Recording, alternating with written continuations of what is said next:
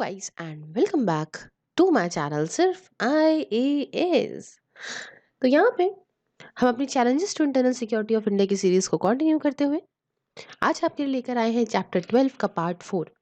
Chapter का नाम था डिजास्टर मैनेजमेंट और बाकी के तीनों पार्ट्स मैंने प्लेलिस्ट में डाल दिए हैं, तो please I request you guys to go and watch those parts because that are very important for getting all the basics things. Okay, तो आइए शुरू करते हैं, बट उससे पहले चैनल को सब्सक्राइब कर लीजिए, बेल आइकन को प्रेस करिए ताकि आपको रेगुलर अपडेट्स मिलती रहे। तो टॉपिक जो है इसके बारे में सबसे पहले कुछ बातें जानेंगे कि disaster national disaster management plan के बारे में। तो देखिए, जो मैंने आपको पहले ही पार्ट्स में बताया है अभी तक, तो आपको याद हो गया होगा कि डिजास्टर मैनेजमेंट एक्ट आया था 2005 में, 2005 में। इसमें क्या थी, इसमें चीज़ें थी कि देखो, अगर मिलजुल के काम करोगे, कोऑर्डिनेशन से काम करोगे, तभी तुम अच्छे तरीके से डिजास्टर को मैनेज कर सकते हो, है ना। तो सिंपल सी बात ये लिखी हुई थी कि भाई उसको आप नेशनल लेवल पे ले लो, चाहे आप स्टेट लेवल पे ले लो, चाहे आप डिस्ट्रिक्ट लेवल पे ले लो, या उसके नीचे आ जाओ लोकल लेवल पे ले लो। हर तरीके से आपको एक दूसरे के साथ कोऑर्डिनेशन बना के चलना पड़ेगा, तभी कोई मुसीबत आएगी तो सब लोग एक साथ खड़े होंगे और मुसीबत को जल्दी हटा सकते हैं। अब देखिए, एक्ट में जैसे ज़रूरी बनाया गया उस हिसाब से सरकार जो है, गवर्नमेंट ऑफ इंडिया जो है, उसने एक मल्टी टियर्ड इंस्टीट्यूशन सिस्टम बताया। मल्टी टियर्ड का मतलब हर लेवल पे एक इंस्टीट्यूशन था, जिसमें कि मैंने आपको पहले समझाया कि नेशनल लेवल पे बात करें तो NDMA मतलब नेशनल डिजास्टर मैनेजमेंट अथॉरिटी को बनाया गया था, जिसको कौन हेड करता था, नेशनल लेवल पे है तो प्रधानमंत्री, प्राइम मिनिस्टर। दूसरी बात, स्टेट लेवल पे स्टेट डिजास्टर मैनेजमेंट अथॉरिटी को बनाया गया, जिसे वहाँ के जो भी चीफ मिनिस्टर हैं वो हेड करते थे। उसके बाद डिस्ट्रिक्ट लेवल पे बात करें, जिला के लेवल पे, तो डिस्ट्रिक्ट डिजास्टर मैनेजमेंट अथॉरिटी को बनाया गया। ऐसा हमने बात की थी, जिसके हेड करने वाले डिस्ट्रिक्ट कलेक्टर्स या और भी उसी पोस्ट के थे यहाँ तक। और इसे को चेयर करा जा रहा था चेयरपर्सन के द्वारा, जो कि लोकल बॉडीज के हुआ करते थे। समझ रहे हैं ना। तो पहले क्या था, पहले ये था कि सेंटर सब कुछ देखेगी, ठीक है। लेकिन अब ये थोड़ी सी अप्रोच को चेंज करा गया था बाद में, और कहा गया था हम फटाफट से काम करेंगे, सब लोग एक साथ हर फील्ड को देखेंगे कि डिजास्टर आए ना, प्रिवेंट ही रहे, या हम कोशिश करें उसको हटा ही दें, और अगर आ जाता है तो हम किस तरीके से उससे खुद को बचा सकते हैं। समझ रहा। ये जो प्लान है disaster, national disaster management plan, समझ रहे हैं, ये क्या देता है, ये एक फ्रेमवर्क बताता है, ये किस तरीके से, मतलब आप कह लो, आप डायरेक्शन देता है सरकार को, सरकार की एजेंसीज को, कि आपको किस तरीके से सारे ही जो डिजास्टर मैनेजमेंट के फ्रेजेस हैं, उनको किस तरीके से मैनेज करना है, किस तरीके से जो है चीज़ों को लेके जाना। फ्रेजेस मैंने आपको बताया थे, तीन तरह के फ्रेजेस होते हैं, है ना, कि मतलब आपका प्लानिंग करना, कि डिजास्टर से पहले की प्लानिंग करना, फिर उसके डिजास्टर आ गया उस समय क्या करना है आपको, या पोस्ट डिजास्टर के बाद क्या करना है, ये सब मैंने पहले के पार्ट्स में बताया, तो प्लीज प्लीज प्लीज देख लीजिएगा उसको। क्लियर है। तो ऐसा कुछ इस प्लान में होता है। ये प्लान आप कह सकते हो कि इसको ध्यान में रख के बनाया जाता है वक्त की ज़रूरत के हिसाब से, है ना, कि मतलब वक्त के साथ साथ इसको और अच्छा इम्प्रूव भी करते हैं। ये नहीं कि बस ठीक है, एक बार बना दिया, एक बार बना दिया, ऐसा नहीं है। पूरे वर्ल्ड में क्या अपनाया जा रहा है, क्या नहीं अपनाया जा रहा है, कैसी प्रैक्टिसेस करी जा रही हैं, उस हिसाब से इस प्लान को और अच्छा बेहतर बनाया जाता है। अब देखिए, यहाँ पे जो डिज़ास्टर मैनेजमेंट एक्ट है 2005 का, उसके हिसाब से चीज़ें गाइडेंस वगैरह दिया, जो गाइडेंस दी गई है नेशनल पॉलिसी में डिज़ास्टर मैनेजमेंट 2009 को लेके, या 2005 वाला डिज़ास्टर मैनेजमेंट एक्ट जो है उसको लेके, तो ये सारा का सारा चीज़ें इसके अंदर प्लान में इंक्लूड करी जाती हैं, ताकि अच्छे तरीके से हम काम कर सकें। समझ रहे हैं।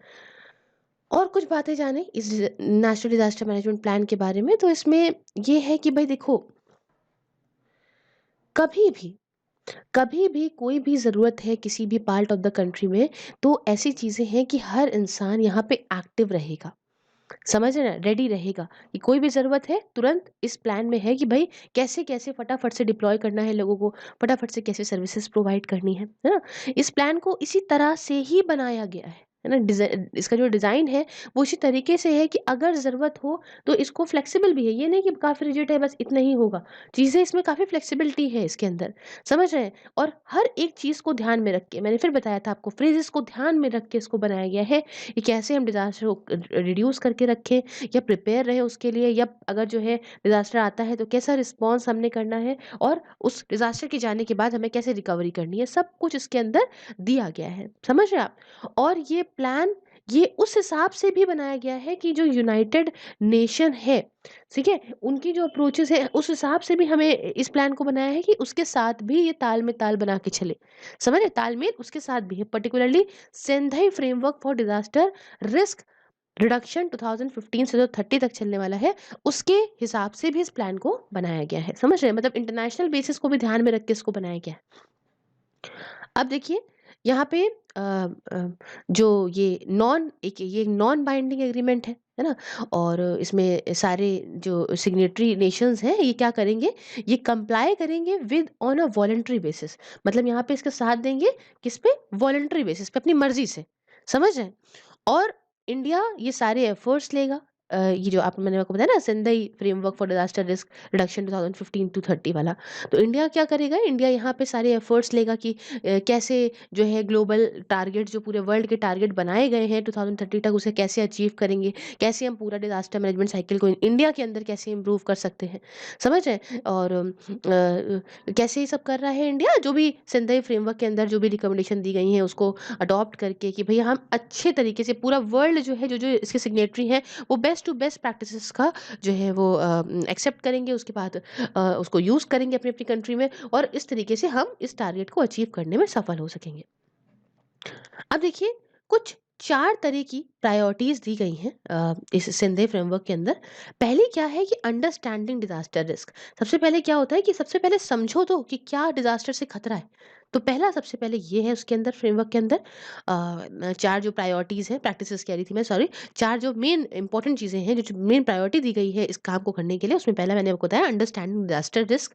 दूसरा है strengthening disaster risk governance to manage disaster risk. मतलब यहाँ पे क्या करो कि डिज़ास्टर जो आएगा उसकी गवर्नेंस को इतना मजबूत कर लो, किस तरीके से उस डिज़ास्टर को तुम मैनेज करोगे। समझ रहे हो? अगर आ जाता है कोई तुम्हारे सामने मुसीबत आपदा आ जाती है तो किस तरीके से तुम उसे मैनेज करोगे, इस जो कैसे गवर्न करोगे उसे तुम्हें मजबूत बनाना है। तीसरी प्रायोरिटी ये है कि investing in disaster reduction for resilience. ठीक है? यहाँ पे क्या है कि भाई अगर अपने आप को बचा के रखना है, तुम्हें अच्छे से मैनेज करनी है, तो तुम्हें डिजास्टर रिस्क रिडक्शन किस तरीके से मुसीबत को कम कर सकते हो इसमें इन्वेस्ट करना पड़ेगा। हम्म? और चौथी प्रायोरिटी इसके अंदर ये दी गई है कि enhancing disaster preparedness for effective response and to build back better in recovery, rehabilitation and reconstruction. देखो अब इसमें क्या करना है, डिजास्टर के लिए तुम्हें इतना अच्छे से, चौथा इनका कहने का है कि इतने बढ़िया तरीके से प्रिपेयर रखो खुद को कि अगर डिजास्टर आ जाता है तो तुम अच्छा रिस्पॉन्स कर सको, और उसके जाने के बाद तुम अच्छे तरीके से लोगों को, भाई जो भी है, जो भी इंफ्रास्ट्रक्चर की या लोगों की जो भी दिक्कतें हुई हैं, प्रॉपर रिकवरी हो सके, प्रॉपर रिहैबिलिटेशन हो सके, लोग इधर से उधर जो भी शिफ्ट करना है टेम्परेरी परमानेंट वो आप कर सको, फिर से इंफ्रास्ट्रक्चर को रिकंस्ट्रक्ट कर सको। समझ गए कि 4 प्रायोरिटीज़ क्या हैं इसके अंदर सिंधई फ्रेमवर्क की। अब देखिए फिर से वापस आते हैं नेशनल डिज़ास्टर मैनेजमेंट प्लान के पास में। तो ये जो नेशनल डिज़ास्टर मैनेजमेंट प्लान है, इसमें हर तरीके की जो चीज़ें हैं कि भाई जो सिंधई फ्रेमवर्क मैंने आपको बताया कि भाई हमारा, क्योंकि हमें करना क्या है ना, हमारी कंट्री को भी इस फ्रेमवर्क के हिसाब से चीज़ों को, अपने टारगेट को, अपने गोल्स जो हमने सेट करे उसे पूरा करना है। और 2030 तक 2030 तक सिंधई फ्रेमवर्क का एम ये है, इनका मकसद ये है कि हमें जो डिज़ास्टर रिस्क है उसे कम करना है, लोगों की ज़िंदगी जो ख़त्म हो जाती है, बर्बाद होती है, उसे यहाँ पे जो है बचाना है ना? जो भी डिज़ास्टर की वजह से प्रॉब्लम आती है हेल्थ के ऊपर, लाइवलीहुड के ऊपर, चाहे वो उसके बाद इकोनॉमिक प्रॉब्लम्स जो आती हैं, फिजिकल, सोशल, कल्चर, एनवायरमेंटल, जो भी दिक्कत आती हैं, है ना? और जैसे कि लोग बेचारे बिज़नेस वगैरह वगैरह, कम्युनिटीज़, कंट्रीज़, उनके ऊपर जो भी मुसीबतें आती हैं, एनवायरमेंटली हो, इकोनॉमिकली हो, कुछ भी हो, सब हमें कम करना है 2030 तक। तो यही हिसाब से चीज़ें चल रही हैं और क्या काम करना है, जैसे जो भाई शॉर्ट टर्म में हमें क्या चीज़ें करनी है, मीडियम टर्म में, लॉन्ग टर्म में किस तरीके से प्लानिंग करनी है कि हम आगे तक बचा के सकें। तो भाई ये सब संदेह फ्रेमवर्क के हिसाब से भी और हम अपने हिसाब से भी चीज़ों को लेके चल रहे हैं। तो ये कुछ हमने आपको बताया नेशनल डिज़ास्टर मैनेजमेंट प्लान के बारे में। अब थोड़ा-सा हम आगे बढ़ते हैं, विज़न देखते हैं क्या है। तो इंडिया को डिज़ास्टर रेज़िलिएंट बनाने का देखिए है विज़न, ठीक है? कि हर कंट्री देखिए चाहती है कि अगर हमारे पास कुछ आए, इस तरह की कोई मुसीबत चली आए, तो हम अपने आप को इतना सशक्त बनाएँ, इतना स्ट्रॉन्ग बनाएँ कि हम उन मुसीबतों से फटाफट से उन कंडीशन से रिकवर कर जाएँ। तो इंडिया को ऐसा बनाना है और हमें ऐसा करना है कि हमारे यहाँ डिज़ास्टर भी काफ़ी कम हो। प्रिपेयर रहेंगे, पहले से तो चीज़ें कम ही मुसीबत देंगी। अब प्रकृति को कोई बदल नहीं सकता, लेकिन अगर कोई मुसीबत आती है तो हम रिकवर जल्दी कर सकते हैं। हुँ? और जो लोगों की ज़िंदगी है उन्हें बचा सकते हैं। उनकी जो भी एसेट्स हैं भाई, चाहे वो इकोनॉमिक एसेट्स हों उनके, चाहे उनके फिज़िकल हों, चाहे वो उनके सोशल, कल्चर जो भी उनकी चीज़ें हैं, एनवायरमेंटल में जो भी लॉस हो रहा है, उन सबको हमें बचाना है। इस तरीके से हर लेवल पे हमें इतना अच्छा एडमिनिस्ट्रेशन करना है। तो विज़न ये है। दूसरा है मल्टी हज़ार्ड वल्नरेबिलिटी। अब इसमें क्या है देखिए, इंडिया में क्या है कि देखिए हमारे यहाँ अलग-अलग तरह की आपको चीज़ें भी देखने को मिलेंगी। अब राजस्थान आप चले जाएँ तो वहाँ पे भैया बिल्कुल ही सूखा पड़ जाएगा, एकदम ही जो है वो गर्मी पड़ जाएगी। आप कश्मीर, जम्मू कश्मीर चले जाएँ तो बर्फ ही बर्फ उठा लेंगे। केरला चले जाएँ तो आप मिक्स मौसम ले लेंगे। यहाँ पे अगर आप चले जाएँ नॉर्थ ईस्ट में तो आप बारिश ही बारिश का आनंद उठा पाएँगे। तो आप ये समझिए हर तरीके का यहाँ अलग अपना खुद का क्लाइमेटिक कंडीशंस होने की वजह से, अलग-अलग टेरेन होने की वजह से, अलग-अलग फिजियोग्राफिक फीचर्स होने की वजह से यहाँ पे हमारे यहाँ ये कह सकते हो आप, ज़्यादा मुसीबत आने के वो बनते हैं, भाई ज़्यादा मुसीबत आने के चांसेस बनते हैं। और ये one of the most disaster prone area भी है वर्ल्ड का। क्यों? क्योंकि छोटी छोटी कंट्रीज होती हैं उनके यहाँ। मान लो कोई छोटी सी कंट्री है और उसके अंदर भाई कितनी ही मुसीबत आ जाएगी, इस लैंड एरिया में अलग अलग इतनी सारी तो मौसम होंगे नहीं। तो उनको मैनेज करना ईजी होता है कंपैरेटिवली टू ऐसी हमारी इंडिया जैसी कंट्रीज। ठीक है, तो हमारी इंडिया को ये खतरे तो हैं ही हैं और हमारे हर तरह का खतरा है कि भाई देख लो, चाहे डिजास्टर केमिकल को लेके भी इमरजेंसी, भाई मैनमेड डिजास्टर भी आ सकता है, तो केमिकल, बायोलॉजिकल, रेडियोलॉजिकल और न्यूक्लियर, जैसे मैंने आपको बताया था CBRN सबसे ज़्यादा खतरनाक माने जाते हैं इसके अंदर। ठीक है, तो यहाँ पे ये सब भी है, तो इससे भी हमें रिस्क है, इससे भी हमें खतरा है। साथ ही साथ हमारे देश की पॉपुलेशन भी बढ़ती चली जा रही है, शहरीकरण, अर्बनाइजेशन भी बढ़ता चला जा रहा है, इंडस्ट्रियलाइजेशन भी बढ़ता चला जा रहा है और हाई रिस्क ज़ोन के अंदर काफ़ी डेवलपमेंट हो रहा है। क्योंकि अब पॉपुलेशन बढ़ेगी तो ऑब्वियस सी बात है कि उन एरियाज़ को भी कवर करने की कोशिश करी जाएगी जो खाली पड़े हैं, जो पहले हाई रिस्क ज़ोन के अंदर आ रहे थे। लेकिन अब ये कहा गया कि भई इसको किसी तरह से कुछ मैनेज करो, कुछ डेवलपमेंट करो, भई हम यहाँ पे भी फिर इतना एरिया क्यों छोड़ें, हम लोगों को यहाँ पे सेटल डाउन करेंगे। तो इन सब हाई रिस्क ज़ोन का डेवलपमेंट होना, एनवायरनमेंट इतना कम होता जा रहा है, देख रहे हैं आप पेड़-पौधे इतना कट रहे हैं, तो उसका डिग्रेडेशन होना, क्लाइमेट चेंज का होना, इस सारी वजह से हमारे इंडिया को काफ़ी ज़्यादा खतरे में ये पड़ रहा है। और जो हमारे यहाँ 2005 का डिज़ास्टर मैनेजमेंट एक्ट आया था, या हमारी 2009 में एक डिज़ास्टर मैनेजमेंट पॉलिसी भी आई थी, उसमें ये है कि भई डिज़ास्टर यहाँ पे नेचुरल होते हैं या फिर ह्यूमन्स की वज़ह से होते हैं, है ना? और उसमें क्या रोल्स होने चाहिए, क्या रिस्पॉन्सिबिलिटी होनी चाहिए, ये सारी बातें इसके अंदर लिखी हुई हैं। अब ह्यूमन से कैसे आते हैं? ह्यूमन इंड्यूस्ड डिजास्टर मैंने बताया, मैन मेड डिजास्टर, जैसे कि CBRN मैंने बताया है, केमिकल, B का मतलब होता है बायोलॉजिकल, R का मतलब होता है रेडियोलॉजिकल और N का मतलब होता है न्यूक्लियर। CBRN डिजास्टर काफ़ी इंपॉर्टेंट माने जाते हैं, सारे मैन मेड डिजास्टर में काफ़ी ज़्यादा इंपॉर्टेंट।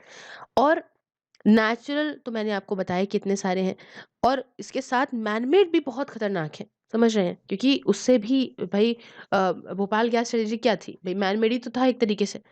और इस वजह से ये जो प्लान बने उसमें सब कुछ कवर हो। इंडिया चाहे नेचुरल देखे, मैन मेड देखे, ह्यूमन इंड्यूस जो है वो देखे, तो भई ये हर तरीके से प्लान अपने आप को तैयार करके रखे। तो ये बात कुछ होता है मल्टी हज़ार्ड वल्नरेबिलिटी में। तीसरा है reducing risk enhancing resilience, sorry. अब देखिए, जो सेंट्रल एजेंसीज़ हैं, वो क्या करती हैं? वो सपोर्ट करती हैं। सेंट्रल वाला क्या करता है कि जैसे मान लीजिए कोई खतरा किसी स्टेट के अंदर ही खतरा आया, अब ऐसा तो है नहीं पूरे कंट्री में एक साथ कोई दिक्कत आ जाएगी। किसी स्टेट को मोस्ट ऑफ द टाइम आपको देखने को मिलता था। उत्तराखंड में जो दिक्कत हुई थी, तो भई उत्तराखंड की स्टेट में ये आ रहा था। तो सेंटर क्या करती है कि स्टेट को मदद करती है या यूनियन टेरिटरी को मदद करती है कि भई अगर आपको कोई मेरी ज़रूरत हो तो आप बताइए, हम आपको पैसा या आपको जो भी फोर्सेस चाहिए हों, हम आपको प्रोवाइड करेंगे। समझ रहे हैं? तो हालाँकि सेंट्रल एजेंसीज़ काफ़ी अच्छा रोल भी निभाती हैं। ये नहीं कि बैठी हुई हैं उनको मदद देने के लिए, काफ़ी जल्दी अपनी तरफ से भी करती हैं। तो भई डिज़ास्टर मैनेजमेंट की प्लानिंग, उनके लिए प्रिपेयर रहना, उनके लिए और अच्छा अपने आप को बढ़ाना, कैपेसिटी बिल्ड करना, हुँ? तो इस बात पे पूरी तरीके से सेंट्रल जो है वो काम भी करा करता है कि किस तरीके से हम अपना इंडिया का डिज़ास्टर मैनेजमेंट सिस्टम और अच्छा बनाएँ। ग्लोबल लेवल का बनाएँ कि मतलब हमारे यहाँ कोई मुसीबत आए तो हम खुद ही जो है वहाँ पे, क्योंकि स्टेट अलग-अलग तो अपना खुद का जो भी कर रही हूँ। लेकिन इंडिया को एज़ अ यूनियन देखा जाता है ना, तो सेंट्रल का काम होता है मेनली कि भैया हम अपनी तरफ से चीज़ें पहले से ही प्रिपेयर रखें, कि कोई स्टेट को ज़रूरत हो तो हम दे दें। समझ रहे हैं? और भई रिस्क को कैसे रिड्यूस करें वही है। अब जो प्लानिंग इस तरह से करी जाती है कि रिस्क को यहाँ पे 5 तरह के जो थीमेटिक एरियाज़ हैं कि वहाँ फटाफट से काम हो, ऐसा कुछ मैनेज करें। इसमें कि एक one of the 4 priorities for action for Sendai framework as it dominant feature. इसमें एक प्रायोरिटी ये भी होनी चाहिए जो मैंने आपको बताया कि 4 तरीके की जो प्रायोरिटीज़ दी गई हैं सेंदाई फ्रेमवर्क में, उसको भी अपने ध्यान में रख के काम करा जाना चाहिए। क्लियर है? तो मतलब यहाँ बार-बार कहने का मतलब यही कहला रहा है इस पूरे पैराग्राफ में कि भई जहाँ पे संघीय फ्रेमवर्क के हिसाब से चीज़ें हों, और मेन क्या है सेंट्रल अपने आप को इतना मजबूत बना के चले प्लानिंग में, प्रिपेयर्डनेस में, कि यहाँ पे ऐसा प्लानिंग करके ऐसी मैनेज करके चले कि कभी भी स्टेट को, यूटीज़ को कोई भी ज़रूरत हो तो वो प्रोवाइड कर सके और इंडिया का डिज़ास्टर मैनेजमेंट जो भी है वो वर्ल्ड लेवल का हो सके। है ना? तो देखिए अब यहाँ पे हर एक दिक्कत के लिए जो अप्रोच सेंट्रल प्लान करता है, जो नेशनल प्लान अप्रोच करता है, जो भी अप्रोच अपनाता है ना? तो वो अपने में ये 4 प्रायोरिटी को लेके चले, जो भी हमने आपको संघीय फ्रेमवर्क की बताई थी, है ना? जो कि आपको पता था understanding disaster risk, strengthening disaster risk, governance to manage disaster risk, और आपका जो है investing in disaster risk reduction for resilience, और आखिरी में enhancing disaster preparedness for effective response. है ना? कि मतलब रिकवरी, रिहैबिलिटेशन, रिकंस्ट्रक्शन अच्छे से हो। तो इन 4 प्रायोरिटीज़ को ध्यान में रख कर चलें, यहाँ पे सेंटर जब भी अपनी प्लानिंग करें डिज़ास्टर रिस्क को रिड्यूस करने के लिए under 5 thematic areas for action. अब वो 5 कौन से एरियाज़ हैं? पहला मैंने बताया कि अंडरस्टैंडिंग रिस्क। दूसरा, यहाँ पे है इंटर एजेंसी कोऑर्डिनेशन, मतलब एक एजेंसी दूसरी एजेंसी से यहाँ पे कोऑर्डिनेट करके चले, ताकि एक दूसरे को फटाफट से इंफॉर्मेशन ट्रांसफर हो और एक दूसरे के साथ मिल के ही किसी डिजास्टर को मैनेज कराया जा सकता है। अगर मान लीजिए कहीं पे कोई मुसीबत आई तो खाली पुलिस को भेज दोगे कुछ नहीं होगा, उसमें मेडिकल सर्विसेज को भी भेजना पड़ेगा आपको, फिर आपको रेस्क्यू टीम को भी भेजना पड़ेगा, तो सब एक साथ मिलके यहाँ पे काम करें तो बेटर होगा। तीसरी बात, इन्वेस्टिंग इन डीआरआर और जो स्ट्रक्चरल मेजर्स जो भी लिए जा सकते हैं, तो आपको ऐसा करना है। उसके बाद आपको क्या करना है, इन्वेस्टिंग इन डीआरआर नॉन स्ट्रक्चरल मेजर्स। तो भई डीआरआर में कंफ्यूज मत हो जाइएगा कहीं आप, डिज़ास्टर रिस्क रिडक्शन होता है इसका फुल फॉर्म।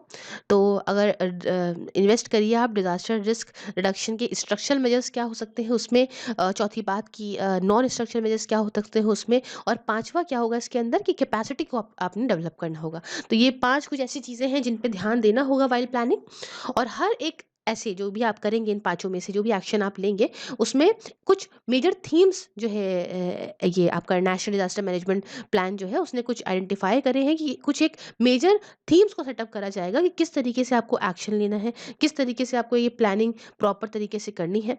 और हर एक दिक्कत के लिए जो है ये जो थीम्स हैं एक्शन के लिए, इनको एक सेपरेट रिस्पॉन्सिबिलिटी में रखा जाएगा ना, तो इतना कुछ ऐसा नहीं है।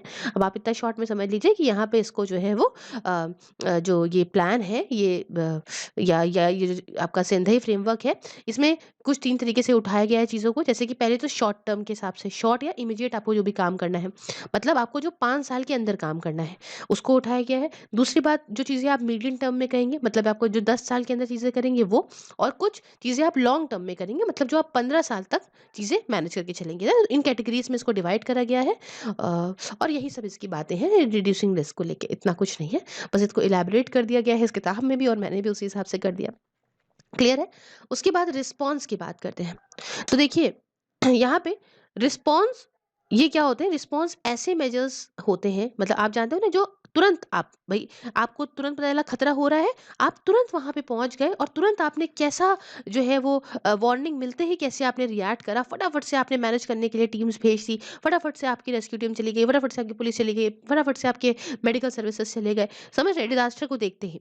तो ये रिस्पॉन्स होता है। या आप कह सकते हो पोस्ट डिज़ास्टर केसेस में, जहाँ पे पहले ही बिना वार्निंग के केस हो गया है, अचानक से मान लो कहीं पे वार्निंग मिली आपको, है ना, कि अब खतरा आने वाला है। तो वहाँ पे आपने किस तरीके से रिस्पॉन्स किया? फटाफट से लोगों को भेज दिया, चलिए ठीक है। और जहाँ पे वार्निंग नहीं मिल पाई, जहाँ पे वार्निंग नहीं मिल पाई, वहाँ पे आपने डिज़ास्टर को या प्रॉब्लम होने के बाद किस तरह से तुरंत मैनेज करा? कैसे रिस्पॉन्स करा आपको फर्स्ट इन्फॉर्मेशन मिलने पे? समझ रहे हैं? तो प्रायोरिटी रिस्पॉन्स करने से अगर फटाफट से आप करते हो, तो आप प्रॉपर्टी बचा सकते हो, आप एनवायरनमेंट बचा सकते हो, लोगों की ज़िंदगी बचा सकते हो। तो इससे काफ़ी फ़ायदा ऐसा होता है। तो हमें क्या है कि हमारा जो फ़ोकस होना चाहिए, वो होना चाहिए कि हमें किस तरीके से लोगों को बचाना है, रेस्क्यू करना है, ढूँढना है फटाफट से, जो भी लोग इस डिज़ास्टर से या सेकेंडरी डिज़ास्टर से जो भी दिक्कतें आई हैं उसमें। और रिस्पॉन्स के सेक्शन में अगर बात करूँ, तो रोल्स, फंक्शन, रिस्पॉन्सिबिलिटी मिनिस्ट्रीज़ की, एजेंसीज़ की, इनका काफ़ी इम्पोर्टेंट होता है रोल। क्योंकि भई इन्हीं लोगों के पास पावर्स होती हैं और यही लोग सबको इधर-उधर फटाफट से भेज सकते हैं। अब knowledge base, technology change, DM plans, इन सबको इस वजह से फटाफट से अपग्रेड करना चाहिए कि जिस तरीके से वक्त के साथ साथ इन सबको अपग्रेड करना चाहिए, चीज़ों को और अच्छे से जो है अपनी नॉलेज को और इन्हांस करना चाहिए और बढ़ाना चाहिए, ताकि अगर कोई दिक्कत आती है तो हम उस हिसाब से, उस वक्त के हिसाब से चीज़ों को मैनेज कर सकें। क्लियर है? तो ये होता है आपका रिस्पॉन्स। अब देखिए, नेशनल लेवल की अगर हम बात करें, तो सेंट्रल गवर्नमेंट के पास सब कुछ होता है और सेंट्रल गवर्नमेंट यहाँ पे नोडल रिस्पॉन्सिबिलिटी देती है कुछ मिनिस्ट्रीज को, कि आप सब मिलके यहाँ पे काम करेंगी और आप सब मिलके डिजास्टर को मैनेज करेंगी। साथ ही साथ जो एनडीएमए है, नेशनल डिजास्टर मैनेजमेंट अथॉरिटी, ये सबके साथ मिलके काम करती है। जो भी नोडल मिनिस्ट्री होती हैं, जो भी ज़रूरी आपको ज़रूरत इनको ज़रूरत है, जो भी रिलेवेंट नोडल मिनिस्ट्री, उनके साथ कोऑर्डिनेट करके चलती है। और जो भी डिजास्टर स्पेसिफिक नोडल मिनिस्ट्री है, मतलब मान लीजिए इस डिजास्टर पर्टिकुलर एक फ्लड को लेके एक नोडल एजेंसी बनाई गई है, ठीक है? तो ये एजेंसी जो है वो यहाँ पे ये ध्यान में रखेगी कि हमें स्टेट गवर्नमेंट की कोई ज़रूरत है तो वहाँ पे भी काम करेंगे। जहाँ पे डिजास्टर हुआ है वहाँ पे हम अपने आप जाएंगे, देखेंगे कि भाई कोऑर्डिनेट करेंगे वहाँ की मिनिस्ट्रीज के साथ में, वहाँ के डिपार्टमेंट के साथ में, और फटाफट से रिस्पॉन्स देंगे। और जो राज्य सरकारें होंगी, मतलब जो स्टेट गवर्नमेंट होगी, जहाँ दिक्कत आती है, ये भी यहाँ पे एक्टिवेट करेंगे एक इंसिडेंट रिस्पांस टीम को, आईआरटीज को, स्टेट लेवल पे, डिस्ट्रिक्ट लेवल पे, साथ ही साथ ब्लॉक लेवल पे, जैसा भी जरूरत है उस हिसाब से स्टेट गवर्नमेंट भी यहाँ पे अपनी तरफ से काम करेंगे। और किसको बनाएंगे? इंसिडेंट रिस्पांस टीम, ठीक है, आईआरटीज को। ये आईआरटीज जो है वो स्टेट की जो है लोगों के साथ काम करेंगे, और साथ ही साथ एसडीएमए जो है, स्टेट डिजास्टर मैनेजमेंट अथॉरिटी, या उसके जैसी कोई भी ऐसा जो है डिपार्टमेंट है, या कुछ भी ऐसा कुछ अथॉरिटी बनाई गई है, तो ये यहाँ पे टेक्निकल सपोर्ट देगी इस रिस्पॉन्स को। समझ रहे हैं? स्टेट लेवल पे तो हमने कई बार बात करी एसडीएमए, और नेशनल लेवल पे एनडीएमए, तो इन दोनों का रोल काफी ज्यादा होता है। साथ ही साथ कई सारी जो अलग-अलग तरह की सेंट्रल में जो मिनिस्ट्रीज़ होती हैं, या सेंट्रल के जो डिपार्टमेंट्स होते हैं, ये भी आप इमरजेंसी प्रोवाइड करेंगे, सॉरी, इमरजेंसी सपोर्ट प्रोवाइड करेंगे, फटाफट से सपोर्ट देंगे। अगर मान लीजिए स्टेट्स की जो गवर्नमेंट है, मतलब राज्य सरकारें अगर उनसे मदद की गुहार करती हैं, तो सेंट्रल यहाँ पे तुरंत मदद करेगा। यहाँ पे ये बात समझिए कि जो एसडीएमए मैं आपको बता रही हूँ, स्टेट डिजास्टर मैनेजमेंट अथॉरिटी जो मैं आपको बता रही हूँ, डिपार्टमेंट ऑफ रेवेन्यू या फिर कमिश्नर ऑफ रिलीफ के अंदर, जैसी भी आपकी माहौल चल रहा है, जो भी यहाँ पे काम कर रहा है, वो ये मतलब चाहे वो एसडीएमए हो, चाहे वो डिपार्टमेंट ऑफ रेवेन्यू या फिर आपका कमिश्नर ऑफ रिलीफ हो, जैसा भी आपका केस हो, ये नोडल एजेंसी बन जाती है और ये काम करती है सारा डिजास्टर रिस्पॉन्स में। कई सारी दूसरी एजेंसीज के पास भी यहाँ पे रिस्पॉन्सिबिलिटीज होती हैं, है ना? जैसा भी डिजास्टर मैनेजमेंट प्लान में लिखा है उस हिसाब से कहाँ चीज़ें होती है, इसीलिए ध्यान रखा गया है कि डिजास्टर मैनेजमेंट का जो प्लान है वो अच्छे से बना हो। और जो भी डिजास्टर मैनेजमेंट प्लान आपका स्टेट के लिए बना है या आपका डिस्ट्रिक्ट के लिए बना है, तो उसमें जो भी लिखा हुआ है कि अगर ऐसी कोई मुसीबत आती है तो हमें ये करना है, ये करना है, उस हिसाब से यहाँ पे काम होता है। क्लियर हो गई? अब जो डीडीएमए है, मतलब डिस्ट्रिक्ट डिजास्टर मैनेजमेंट अथॉरिटी, ये नोडल एजेंसी रहती है, ये यहाँ पे डिस्ट्रिक्ट लेवल पे काम करती है। तो यही बातें हैं, बार बार रिपीट करने का उसका कोई सेंस नहीं है। अब जो नेक्स्ट पॉइंट है, नेक्स्ट पॉइंट बोलता है बच्चों, recovery and build back better. तो ये क्या है समझिए। देखिए, ग्लोबली अगर हम वर्ल्ड लेवल पे बात करें तो अप्रोच जो भी होती है डिजास्टर के बाद, ठीक है, मतलब भाई डिजास्टर आ गया तो उसके बाद अब सर्विसेज को वापस से रिस्टोर करने की बात होती है ना, फिर से मान लीजिए लोगों को इधर से उधर करने की बात है, या भाई जो भी इंफ्रास्ट्रक्चर टूटा है उसको बनाने की बात है ना, रिकंस्ट्रक्शन करने की बात है। तो भाई ये जो अप्रोच होती है, अब इसमें क्या चीजें बदली गई हैं, अभी समझाते हैं आपको। डिजास्टर जो है उसकी वजह से क्या होता है कि आम ज़िंदगी, हमने बार-बार बात करी है, नॉर्मल लाइफ़ अफ़ेक्ट कर जाती है, लोगों को ट्रॉमा हो जाता है, एकदम से डर जाते हैं, इतने लोग एकदम सफ़र करते हैं, इतने लोगों की ज़िंदगी, प्रॉपर्टी सब चली जाती है। और यहाँ पे जो ग्लोबल एफ़र्ट्स हैं,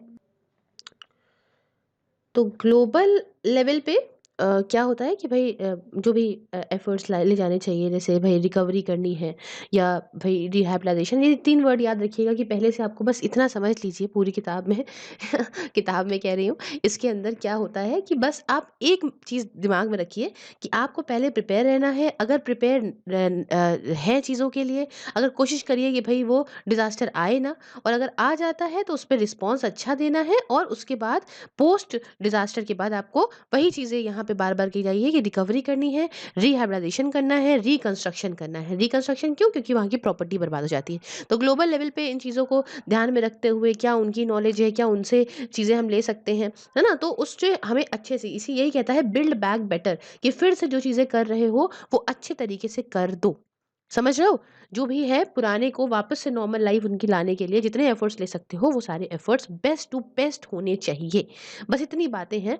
और ये सिर्फ ऐसा नहीं है, बिल्ड बैक बेटर सिर्फ ऐसा नहीं है कि हमने सिर्फ डेवलप कर दिया, कि मतलब यहाँ पे एक बिल्डिंग टूटी थी तो हमने इस बिल्डिंग को दोबारा बना दिया। सिर्फ ये चीज़ नहीं होगी, बल्कि हमें ऐसा भी बनाना है कि हमारी जो कम्युनिटी है वो इतनी स्ट्रांग रहे, दोबारा से इस डिज़ास्टर को उसे ना झेलना पड़े। समझ रहे हैं? साथ ही साथ ऐसा भी हमें करना है कि भई यहाँ पे सिर्फ़ यहाँ पे बिल्डिंग्स को सिर्फ़ ध्यान नहीं रखना है, हमें एनवायरनमेंट को भी ध्यान रखना है, मद्देनज़र हर चीज़ को लेके चलना है। और साथ ही साथ एनवायरनमेंट जो है concern with the economy, social system, institutions, environment, सबको आपको ध्यान में रख के चलना होगा। ये नहीं कि सिर्फ़ एक बिल्डिंग टूटी और बिल्डिंग को ही बना दिया गया। क्लियर है? उसके साथ जो सेंदई फ्रेमवर्क मैं आपको बता रही हूँ, इसमें ये भी है कि जो भी स्टेक होल्डर्स हैं, जो भी लोग हैं इसके अंदर, जो भी इन्वॉल्वमेंट है स्टेक होल्डर्स का, ये यहाँ पे अपने आप को प्रिपेयर रखेंगे बिल्ड बैक बेटर के लिए, है ना? ऐसा कोई डिज़ास्टर के बाद जो चीज़ें हैं उसे सही से मैनेज करने के लिए अपने आप को हर तरीके से ये ध्यान में रखेंगे। सबका सपोर्ट होगा, सबका यहाँ पे जो है कोऑर्डिनेशन होगा, तभी चीज़ें रिकवर करी जा सकती हैं। क्लियर है? और जो रिकंस्ट्रक्शन है वो डिपेंड करेगा कि एक्चुअली डिजास्टर कैसा हुआ है, भयानक बहुत ज़्यादा हुआ है तो भाई टाइम लगेगा उसके अंदर। अगर मान लीजिए पहले से ही हम लोग प्रिपेयर थे और इतना डिजास्टर नहीं हो पाया तो जल्दी हो जाएगा। तो डिपेंड करता है रिकंस्ट्रक्शन का टाइम, या जो भी चीज़ें हैं वो डिपेंड करती हैं रिकवरी की। क्लियर है? तो देखिए यहाँ पे हमने आपको ये बिल्ड बैक बेटर के बारे में भी बता दिया। अब देखिए कुछ मैं मतलब ऊपर-ऊपर से बता देती हूँ ना, 2 चार्ट्स बताए गए हैं, तो 2 एक एक चार्ट मैं ऐसे ही आपको समझा देती हूँ। कुछ ख़ास नहीं है उसके अंदर, क्या स्टेप्स लिए गए हैं वही रिकवरी के प्रोसेस के लिए, और क्या प्रोसेस इन्वॉल्व है, तो हम कुछ चीज़ें आपको समझा देते हैं, बाकी आप यही सेम ही पॉइंट्स हैं जिसे आप अपने हिसाब से लिख सकते हो। जैसे कि पहला स्टेप अगर मान लीजिए, गौर से मेरी बात सुनिएगा सिर्फ़ आप, तो पहला स्टेप आप क्या ले सकते हो कि भई डिज़ास्टर के बाद क्या ज़रूरत होती है उनको समझना, जानना, क्या डैमेज हुआ है उसको सही से समझना, जानना। तो आप कैसे कर सकते हो कि पहले असेसमेंट रिपोर्ट्स बनाओगे, फिर उन सारा जो भी डैमेज हुआ है उन सबका डेटा एक तरफ करोगे। क्लियर है? कि भाई डैमेज क्या हुआ है, लॉस क्या हुआ है, उन सब चीज़ों को हमें यहाँ पे कंपाइल करेंगे, इस डेटा को अलग रखेंगे। फिर हम यहाँ पे एजेंसीज़ वगैरह के थ्रू जो भी असेसमेंट होगा वो होगा। फिर आपका एक बेसलाइन निकालेंगे, वो क्वालिटी के बेसिस पे होगी, एक क्वांटिटी के बेसिस पे होगी कि क्या डैमेज हुआ है, क्या लॉस हुआ है। ठीक है? फिर रिजल्ट करेंगे, मॉनिटर करेंगे चीज़ों को, फिर प्रोसेस देखेंगे, तो यही सारी बातें हैं। उसके बाद सेकंड बात क्या हो जाएगी, स्टेप आप क्या लोगे, बिल्ड बैक बेटर। वही हमने आपको समझाया कि हाई लेवल मीटिंग्स करोगे, किस तरीके से आप फिर से रिकंस्ट्रक्शन कर सकते हो, है ना? कैसे आप सारे स्टेक होल्डर्स को एक टेबल पे लेकर आओगे सरकार के अंदर, और या सरकार के बाहर, जैसा भी कर सकते हो, चीज़ों को मैनेज कैसे बेस्ट करा जा सकता है। तीसरा स्टेप ये रहेगा कि भाई आपको ये जो बिल्ड बैक बेटर है ना? ये हमें ध्यान में रखना है, डेवलपमेंट प्रोग्राम गोल्स को ध्यान में रखते करना है, ठीक है? तो टॉप लेवल की रिकवरी के लिए डिस्कशंस वगैरह होंगे, क्या विज़न है, क्या लॉन्ग टर्म विज़न है, इन सबको ध्यान में रखेंगे, कैसे ग्रोथ कर सकते हैं, कैसे गरीबी हटा सकते हैं।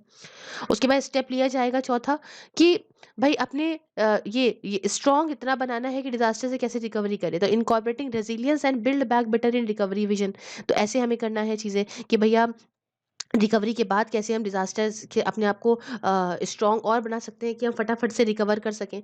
फिर आपका इकोनॉमी की कैसे रिकवरी होगी, फिर जेंडर या इक्वालिटी कंसर्न जो भी आते हैं या जो भी जो रिस्क रिडक्शन है, जो वल्नरेबिलिटी रिडक्शन है, वो कैसे करना है, सोशल रिकवरी कैसे करनी है। फिर एक पाँचवा स्टेप ये उठाया जाएगा बच्चों की बैलेंसिंग रिकवरी अक्रॉस सेक्टर्स। देखिए, यहाँ पे पब्लिक हो, प्राइवेट सेक्टर्स हो, इसमें हमें बिल्ड बैक बेटर का प्रोग्राम लेकर आना होगा कि बैलेंस यहाँ बना सके इस तरह से ना। ऐसा कुछ नहीं है कि हमने यहाँ पब्लिक सेक्टर को ज़्यादा प्रायोरिटी दे दी, प्राइवेट को नहीं दी, तो ये हमें डिस्क्रिमिनेशन नहीं करना है।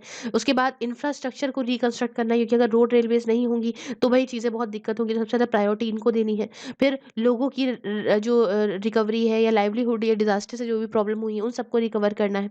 समझ रहे हैं ना? तो ये सारी चीज़ें हैं। उसके बाद स्टेप ये है कि भाई प्रायोरिटाइजिंग सेक्टर्स फॉर रिकवरी, हमें ध्यान में लेके चलना है कि कौन-कौन से सेक्टर्स ऐसे हैं जिनको हमें प्रायोरिटी देनी है रिकवरी के टाइम। जैसे मान लो कि हाउसिंग, घर बनाना बहुत ज़रूरी है, पानी देना बहुत ज़रूरी है, सफाई, साफ-सफाई, सैनिटेशन बहुत ज़रूरी है, governance, transport, power, communication, infrastructure, environment, livelihood, tourism, social protection, health and education. तो ये सारी चीज़ों को हमें पहले प्रायोरिटी देनी है। तो ये कुछ स्टेप्स थे, एक चार्ट में बताए गए थे, इतने खासा जो है वो लिखने लायक नहीं थे, समझने लायक थे, तो मैंने आपको इसलिए समझा दिए, तो इसके लिए आप चल रही है।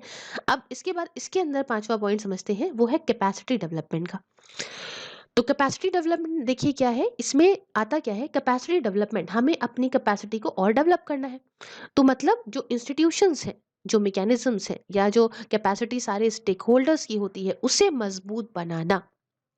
इस ये जो प्लान हो इसमें क्या हो, जो भी ज़रूरतें हैं, जो भी हमें जो है जो भी हमें अप्रोच लेनी चाहिए अपनी कैपेसिटी को डेवलप करने के लिए और क्या ज़रूरत है कि हम फटाफट से सारे स्टेक होल्डर्स एक साथ काम करें, तो हमें इस तरीके से इन चीज़ों को भी मैनेज करना है।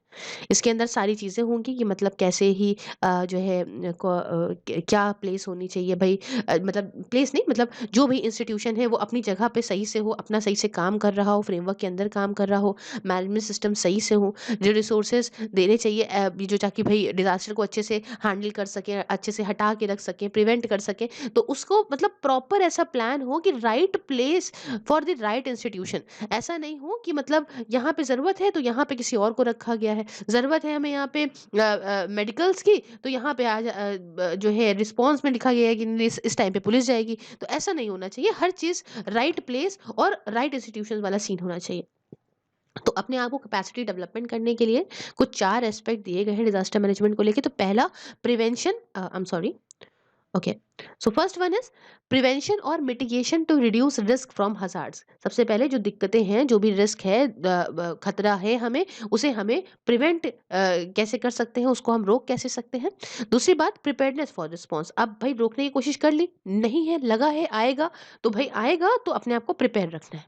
तीसरी बात अफेक्टिव रिस्पॉन्स व्हेन डिजास्टर, अगर मान लो मुसीबत आ गई तो उस समय ऐसा नहीं है हाथ पे हाथ रख के बैठ जाना है, फटाफट से इफेक्टिव रिस्पॉन्स देना है। चौथी बात ability to recover and build back better, अब भाई रिस्पॉन्स हो गया, मुसीबत चली गई, मान लो बादल फटा था, अब बाढ़ बढ़ा के चली गई, और उसके बाद अब अपने आप को वापस से रिकवर करना है, तो बिल्ड बैक बेटर। क्लियर है? तो ये बातें कुछ हैं जो हम लोग इतनी टाइम से रट रहे हैं और इतना ही है इसके अंदर कैपेसिटी डेवलपमेंट के अंदर। फिर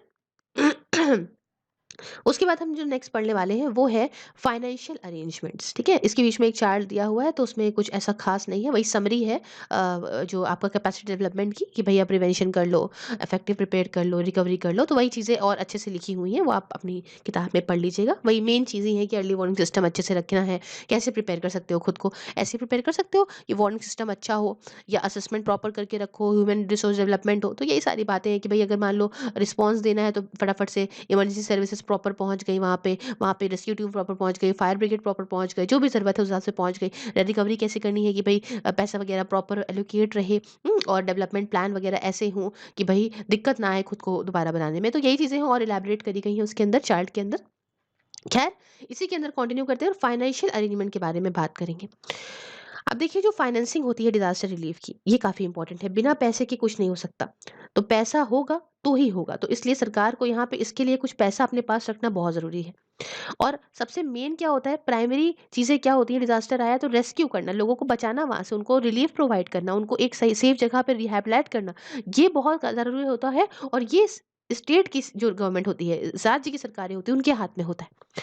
और क्योंकि भाई अब आप मान लीजिए कि कोई मुसीबत आई किसी स्टेट में, तो ऑब्वियस सी बात है कि वहां की स्टेट पहले रिस्पॉन्स करेगी ना। ऐसे तो है नहीं कि सेंट्रल वहां पहले पहुंच जाएगा। जो जहां पे मुसीबत आई है, किसी के घर में मुसीबत आती है तो घर वाले पहले देखते हैं। तो वही यहाँ पे हाल हो रहा है। और जो यूनियन गवर्नमेंट है, ये ऐसा काम करे, ऐसा अपने आप को इतना सशक्त रखे, इतना अपने आप को मजबूत रखे कि ये फटाफट से लॉजिस्टिक, भाई जो भी यहाँ पे ट्रांसपोर्ट, जो सामान भिजवाना है वो फटाफट भिजवाए, पैसा वगैरह तुरंत प्रोवाइड करे। इसलिए जो डिजास्टर मैनेजमेंट एक्ट है हमारे 2005 का, इसमें लीगल फ्रेमवर्क दिया गया है डिजास्टर मैनेजमेंट के लिए, हर एक मैटर में, जिसमें पैसे को लेके भी, फाइनेंशियल एस्पेक्ट भी ध्यान में रखा गया है। उसके साथ एक्ट में है कि जो एक्ट कहता है कि हमें यहाँ दो तरीके के फंड्स बनाने पड़ेंगे। ये जो डिजास्टर मैनेजमेंट एक्ट है वो कहता है कि आप दो तरह के फंड बनाइए। एक बनाइए रिस्पांस फंड, एक बनाइए मिटिगेशन फंड। समझ रहे हैं? और ये आप जो है नेशनल, स्टेट और डिस्ट्रिक्ट लेवल तीनों पे ही बनाइए। इसलिए डिजास्टर के लिए जब रिस्पॉन्स करना हो तो इस एक्ट में यहाँ पे एक नेशनल डिजास्टर रिस्पॉन्स फंड बनाया गया है, जो कि नेशनल लेवल के लिए होगा। समझ रहे हो बात को? पैसे के बिना कुछ नहीं होता, तो प्लान ने कहा है कि आप फंड बनाइए हर एक लेवल पे। तो ऐसे ही नेशनल डिजास्टर रिस्पॉन्स फंड बनाया गया है नेशनल लेवल पे, स्टेट डिजास्टर रिस्पॉन्स फंड बनाया गया है स्टेट लेवल पे, हर एक स्टेट के लिए, स्टेट्स के अंदर ही, और स्टेट के अंदर ही डिस्ट्रिक्ट डिजास्टर रिस्पॉन्स फंड बनाया गया है, जो कि हर एक डिस्ट्रिक्ट के लिए होगा। क्लियर है? उसी तरीके से जो यहाँ पे एक्ट है उसके अंदर नेशनल डिजास्टर मिटिगेशन फंड भी होगा। भाई देखो, एक होता है डिजास्टर के टाइम पे पैसा लगेगा, उस पैसे को रखना अपने पास अलग, और एक होगा कि डिजास्टर ना आए उसके लिए प्रिपेयर करने के लिए जो पैसा लगेगा, वो पैसा अलग। ठीक है? तो इसीलिए यहाँ पे नेशनल डिजास्टर मिटिगेशन फंड है, national disaster state disaster mitigation fund है, और डिस्ट्रिक्ट डिजास्टर मिटिगेशन फंड है डिजास्टर को मिटिगेट करने के लिए। समझ रहे हैं कि भाई मिटिगेट करना है यहाँ पे, चीज़ों को ऑलमोस्ट कम सीवियर बना के चलना है। अब देखिए, सेक्शन नंबर जो 47 है इस डिजास्टर मैनेजमेंट एक्ट 2005 का, इसमें क्या है कि disaster, national disaster mitigation fund रखिए। ठीक है? तो ये बताया गया है कि ना कि सेटअप करिए आप नेशनल डिजास्टर मिटिगेशन फंड। ये जो है वो नोटिफाइड नहीं किया गया है बाय द गवर्नमेंट सो फार, अभी तक ये नोटिफाई नहीं किया गया है। और जो फाइनेंसिंग है पूरे डिजास्टर मैनेजमेंट साइकिल की, ये नॉर्म्स के हिसाब से होगी, जो कि सेंट्रल गवर्नमेंट कर रही है, इस गवर्नमेंट ऑफ इंडिया कर रही है। साथ ही साथ डिजास्टर रिस्क रिडक्शन, ये अचीव करा जाएगा by the mainstream the requirements on to the development plan. जैसा भी ज़रूरत है उस हिसाब से यहाँ पे जो है रिस्क रिडक्शन जो है वो पाया जाएगा। खैर, अब यहाँ पे फाइनेंशियल अरेंजमेंट की हमने बात कर ली, यहाँ पे बात करेंगे अब स्कोप, स्कोप के बारे में आइए कुछ बात करते हैं।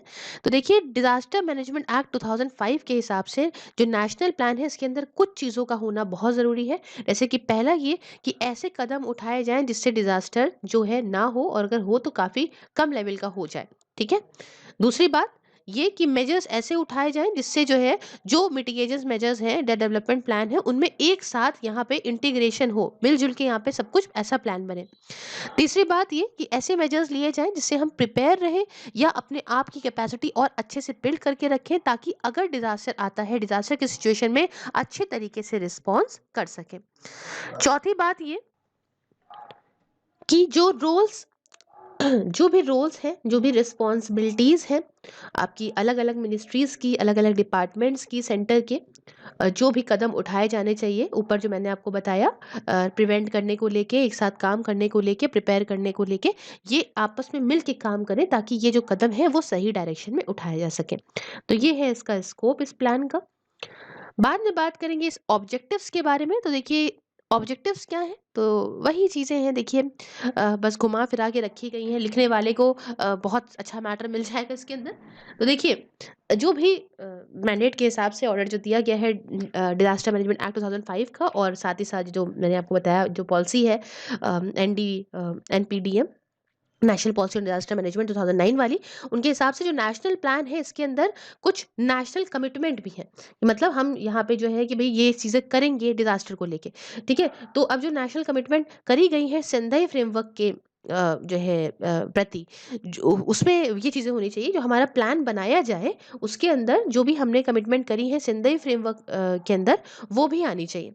और इसके हिसाब से एक जो कुछ ऑब्जेक्टिव्स रखे गए हैं नेशनल डिजास्टर मैनेजमेंट प्लान के अंदर, आइए समझते हैं कुछ ऑब्जेक्टिव्स के बारे में। जैसे पहला कि हमें अपनी अंडरस्टैंडिंग डिजास्टर के रिस्क को लेके, हजार्स को लेके, वल्नरेबिलिटीज को लेके समझनी चाहिए। हमको पता है यहाँ पे डिजास्टर आ सकता है, बादल फट सकता है, बाढ़ आ सकती है, कोई मुसीबत आ सकती है, तो हमें उसको समझना होगा। ये नहीं अरे कुछ नहीं होगा, चल यार तुम होटल बनाओ कोई बात नहीं, बह जाना बाद में। ऐसा नहीं करना है। उसके बाद दूसरी बात कि डिजास्टर रिस्क की गवर्नेंस हर एक लेवल पे, चाहे वो लोकल हो, चाहे वो लोकल से लेके सेंटर तक, हर एक लेवल पे हमें मजबूत बनानी है।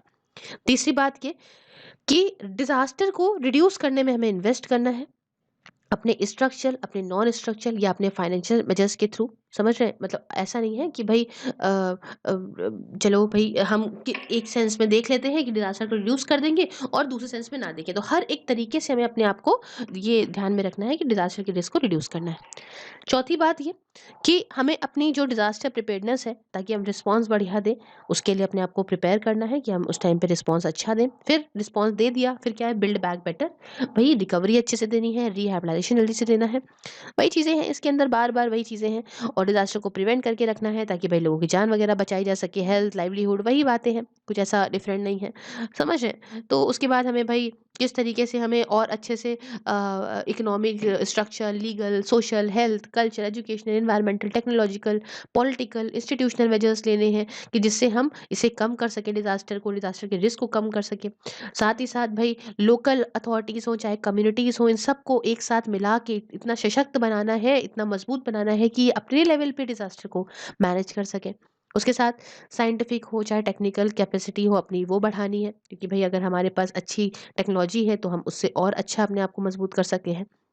उसके बाद हमें हर एक लेवल पे अपनी कैपेसिटी को डेवलप करना है, ताकि हम, अगर मान लीजिए तरह-तरह के डिज़ास्टर आ जाते हैं। भई ऐसा हो जाता है कि बादल फटा, बादल फटने की वज़ह से बाढ़ आ गई, या फिर मान लीजिए अर्थक्वेक आया, अर्थक्वेक की वज़ह से कुछ मुसीबतें आ गईं, कहीं पे बाढ़ आ गई, कोई मुसीबत आ गई, है ना? तो वो सब कुछ हमें एक साथ मैनेज कर सकें।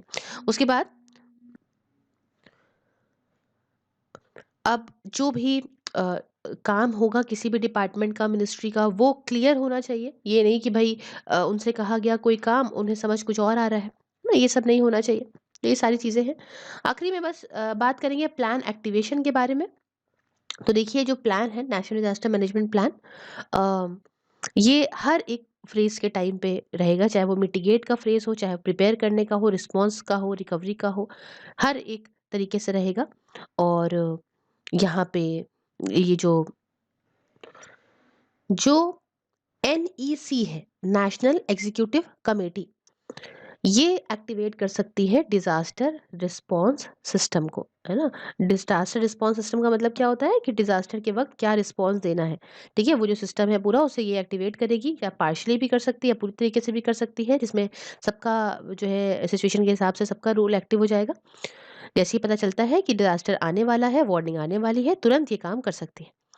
अब जो डिज़ास्टर आता है, जो मुसीबत आती है, ये जो है रिपोर्ट करी जा सकती है कई सारी जो इम्पोर्टेंट अथॉरिटीज़ हैं उनके द्वारा, चाहे वो नेशनल लेवल पे हो, चाहे वो स्टेट लेवल पे हो। और ये सब के सब एनईसी को यहाँ पे फटाफट से ये बताएँगी कि हमारे यहाँ मुसीबत आ गई है। एनईसी को बताया इन्होंने, एग्ज़ीक्यूटिव कमिटी को, और उसने फटाफट से प्लान को यहाँ इम्प्लीमेंट करा।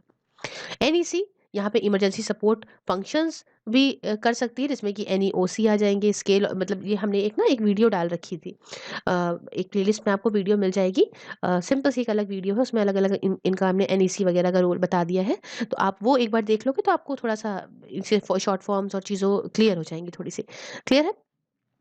अब डिजास्टर के टाइम पे सीक्वेंस वाइज क्या, मतलब एक्टिवेशन सीक्वेंस जो रहेगा, नेशनल रिस्पांस जो भी रहेगा डिजास्टर के टाइम पे, कुछ कुछ इस तरह से रहेगा। जैसे पहला वाला एक्टिवेशन में देखिएगा, आप समझिएगा कि जो भी इंपॉर्टेंट स्टेट गवर्नमेंट है वो डायरेक्टली रिस्पॉन्सिबिलिटी लेंगी डिजास्टर के टाइम पे। भाई मुसीबत अगर घर में आती है किसी के, तो घर वाले पहले देते हैं, तो वही स्टेट गवर्नमेंट सबसे पहले यहाँ पे ये इंश्योर कराएंगी कि भाई देखो हमारी रिस्पॉन्सिबिलिटी है और हमें यहाँ पे सब कुछ मैनेज करके चलना है। सबसे पहले यहाँ पे ये ध्यान रहेगा।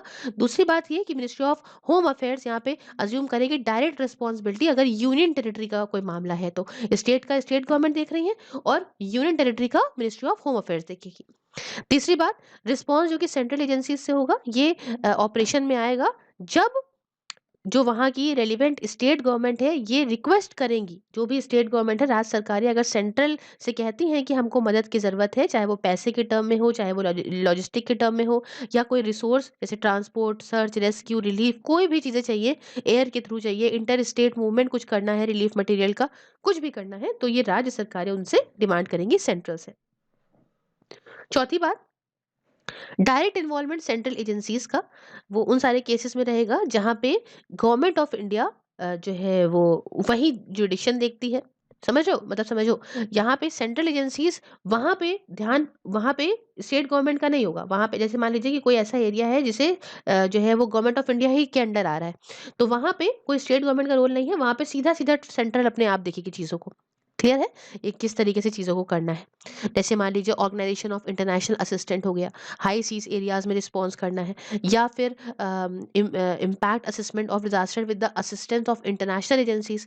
क्लियर है कि मतलब इंटरनेशनल एजेंसीज की जो है वो असिस्टेंस से जो भी आप असेसमेंट कर रहे हो डिजास्टर्स का, या फाइनेंशियल असिस्टेंस जो कि नेशनल डिजास्टर रिस्पॉन्स फंड से निकालनी है, तो ये सब सेंट्रल कहाँ है। उसके बाद पांचवी बात ये कि डिजास्टर रिस्क गवर्नेंस को मजबूत करना। क्लियर है, तो ये हो गया प्लान एक्टिवेशन तक, और इसी के साथ ये पार्ट हमारा कंप्लीट होता है। नेक्स्ट में हम संडे फ्रेमवर्क की जो हमने बात करी है उसको समझेंगे। तो thank you so much for watching. If you like the video please like the video, share it with friends, subscribe your channel सिर्फ IAS, and if you want to support me in my work please join my channel and enjoy the various perks. Along with this, if you want to watch these videos on Facebook, you can just like the page. It is by the name of Sirf IS, and you can watch these videos there. Along with this, if you want to follow me on Twitter, Instagram, Telegram, all the links are in description box. Please follow me. And while going in the description box, please put your comment in the comment box. And thank you so much for discussion. Have a wonderful day. Take care.